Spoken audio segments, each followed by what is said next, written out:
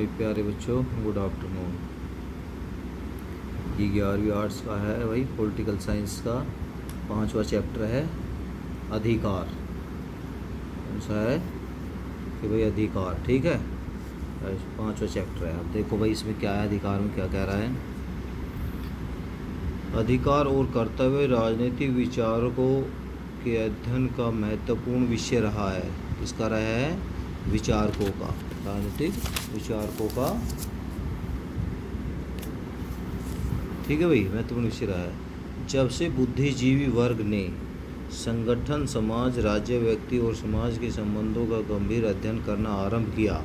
मतलब बुद्धिजीवी कौन है भाई? डॉक्टर है, वकील है, इंजीनियर है, इनको सब क्या कहेंगे? बुद्धिजीवी कहेंगे, ठीक है ना। बुद्धिजीवी वर्ग ने क्या है? संगठन, समाज और राज्य, व्यक्ति तथा समाज के संबंधों का गंभीर अध्ययन करना आरंभ किया है। तब से व्यक्ति के अधिकार और कर्तव्य महत्वपूर्ण हो गए हैं। अधिकार को लेकर ही विश्व में कई क्रांतियाँ हुई है। क्या हुई है भाई? क्रांति हुई है अधिकार को लेकर, ठीक है। अधिकार के प्रश्न पर अनेक वाद लिखे गए हैं।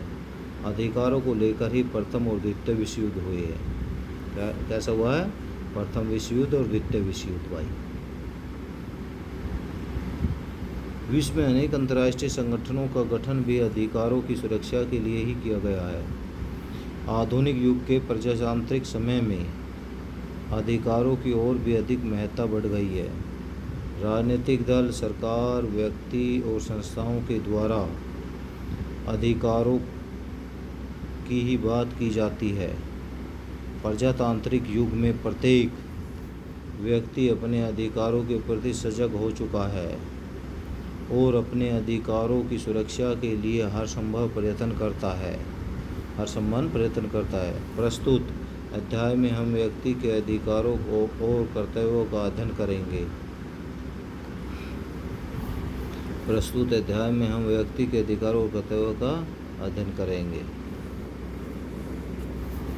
अब देखो भाई अधिकार क्या है? महत्वपूर्ण अधिकार का दावा करने के उपयुक्त आधार।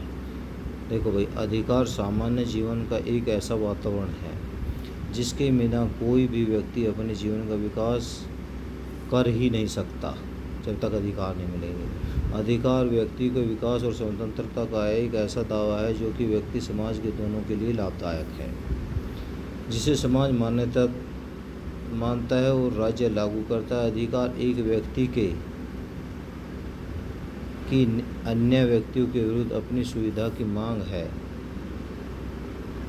यह समाज पर एक दावा है, परंतु इसे हम शक्ति नहीं कह सकते। जैसा कि ऑक्सफोर्ड ने कहा कि शक्ति हमें प्रकृति से प्राप्त होती है, जिसमें देखने, सुनने और दौड़ने आदि की शक्तियाँ सम्मिलित है। कौन कौन सी शक्तियाँ सम्मिलित है? देखने, सुनने और दौड़ने की शक्तियाँ इसमें शामिल है, ठीक है भाई। परंतु यह बात ध्यान देने योग्य है। क्या है? यह बात ध्यान देने योग्य है कि व्यक्ति की प्रत्येक मांग को हम दावा, क्लेम नहीं कह सकते, क्योंकि हम मांग उचित भी हो सकती है तथा अनुचित भी हो सकती है। भाई मांगने वाला उचित भी चीज़ मांग सकता है और अनुचित भी, ठीक है भाई। नैतिक भी हो सकती है और अनैतिक भी हो सकती है। एक व्यक्ति की दूसरे को मारने अथवा लूटने की मांग को हम दावा नहीं कह सकते, क्योंकि इस दावे से दूसरे को हानि हो सकती है और समाज ऐसे दावे को काफ़ी स्वीकार नहीं कर सकता। केवल वही दावा ही अधिकार बन सकता है जिसे समाज की स्वीकृति प्राप्त हो। परंतु एक दावे के अधिकार बनने के लिए केवल इतना ही काफ़ी नहीं है। समाज द्वारा स्वीकार व्यक्ति का केवल वही दावा अधिकार का रूप ले सकता है जिससे राज्य द्वारा मान्यता प्राप्त हो जाए, अर्थात राज्य उसे लागू करने के लिए स्वीकृति प्रदान कर दे। बोसाके ने क्या कहा है, लिखा है कि अधिकार मनुष्य का वह दावा है जिसे समाज स्वीकार करता है तथा राज्य लागू करता है। कौन करता है? अधिकार, ठीक है भाई। व्यक्ति की नैतिक मांग अधिकार बन सकती है, अनैतिक मांगे नहीं। जीवित रहने, संपत्ति रखने, विचार प्रकट करने आदि की मांगे तो नैतिक है, परंतु चोरी करने, मारने, गाली गलौज करने की मांग अनैतिक है। जिन मांगों से व्यक्ति तथा समाज दोनों का ही हित होता हो वे ही अधिकार कहलाएंगे, वे ही अधिकार कहलाएंगे।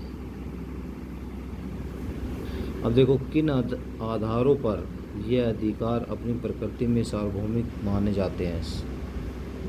अधिकार व्यापक होते हैं, वे किसी एक व्यक्ति या वर्ग के लिए नहीं होते, वरन समाज के सभी लोगों के लिए समान होते हैं। अधिकारों को प्रदान करते समय किसी के साथ जाति, धर्म, वर्ण आदि का भेदभाव नहीं किया जा सकता। जैसे नंबर 1, समाज में सभी व्यक्तियों को व्यक्तिगत रूप में सम्मिलित जीवन जीने का अधिकार है, अतः व्यक्ति के जीवन को कानून द्वारा पूर्ण सुरक्षा प्रदान की जाती है। इसी तरह दूसरा, अभिव्यक्ति की स्वतंत्रता का अधिकार भी समाज में रहने वाले सभी व्यक्तियों के लिए महत्वपूर्ण है। इसी वजह से क्या भाई, इसी वजह से अधिकारों की प्रकृति सार्वभौमिक मानी जाती है। इसके अतिरिक्त तीसरा है शिक्षा का अधिकार। शिक्षा का क्या है भाई, अधिकार हमें उपयोगी कौशल प्रदान करता है और जीवन में सूझबूझ के साथ चयन करने की सक्षम बनाता है। व्यक्ति के कल्याण के लिए शिक्षा अनिवार्य है। यही कारण है कि शिक्षा के अधिकार को सार्वभौमिक अधिकार माना गया। क्या माना गया? सार्वभौमिक मतलब सबके लिए शिक्षा का अधिकार है। ठीक है भाई। अब ये देखो अन्य महत्वपूर्ण प्रश्न में अधिकार क्या है। अधिकार वे सुविधाएं, अवसर, परिस्थितियां हैं जिन्हें प्राप्त करके व्यक्ति अपने जीवन के शिखर तक पहुंच सकता है। बेनी प्रसाद की डेफिनेशन एक परिभाषा है, अधिकार वे सामाजिक अवस्थाएं हैं जो व्यक्ति की उन्नति के लिए आवश्यक है। अधिकार प्राप्त करके व्यक्ति उन्नति प्राप्त कर सकता है। अधिकार सामाजिक जीवन को आवश्यक पक्ष है। एक विशेषता क्या है? अधिकार व्यापक होते, ये वे किसी एक व्यक्ति या वर्ग के लिए नहीं होते, किसी व्यक्ति या वर्ग के लिए नहीं होते, बल्कि समाज के सभी लोगों के लिए समान होते हैं, सभी के लिए समान होने के। कानूनी अधिकार क्या है भाई? जिन अधिकारों को राज्य की स्वीकृति प्राप्त हो जाती है उन्हें कानूनी अधिकार या वैधानिक अधिकार कहते हैं। इन्हें प्राप्त करने के लिए व्यक्ति अदालत में दावा कर सकता है और इनकी अवहेलना करने पर उन्हें दंडित किया जाता है। क्या किया जाता है? उन्हें दंडित भी किया जाता है। कानूनी अधिकार के प्रकार बताइए। नंबर 1, नागरिक अधिकार, राजनीतिक अधिकार, आर्थिक अधिकार, मौलिक अधिकार। तो क्या भाई? अधिकार है। सामाजिक अधिकार से आपका क्या तात्पर्य है? जीवन को सुखी एवं सभ्य बनाने के लिए प्राप्त सुविधाओं को सामाजिक अधिकार कहा जाता है। सामाजिक अधिकार बहुपक्षीय है। ये अधिकार समाज में रहने वाले प्रत्येक नागरिक को बिना किसी भेदभाव के प्राप्त होते हैं। किसके होते हैं? बिना किसी भेदभाव के अधिकार प्राप्त। इन्हीं 2 सामाजिक अधिकारों पर प्रकाश डालें। नंबर 1, जीवन का अधिकार। यह अधिकार प्रत्येक व्यक्ति को मौलिक अधिकार है। जीवन के अधिकार में आत्मरक्षा का अधिकार भी शामिल है।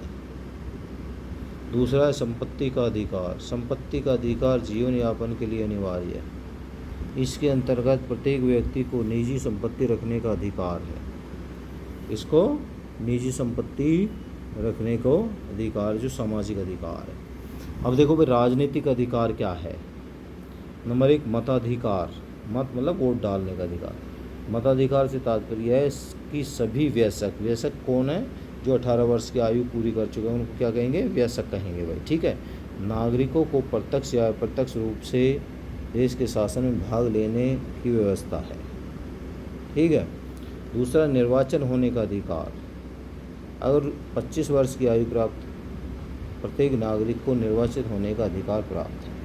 जो 25 वर्ष की आयु पूरी कर चुका। ठीक है भाई।